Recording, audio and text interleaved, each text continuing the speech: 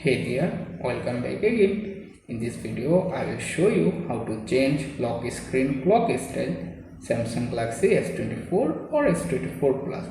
You can follow this updated method to change lock screen clock style anytime. First, go back to the home page. Once you are in the home page, long press screen. After the pop-up page is open, locate the wallpaper and style option, open it up.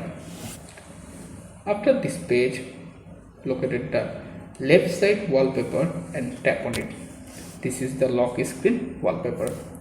Once the wallpaper is open, tap on your current clock style.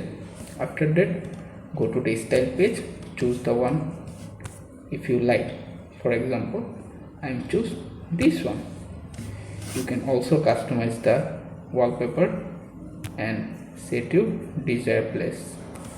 Once you are happy, tap on done and wait to complete the process, and you are successfully changed lock screen wallpaper.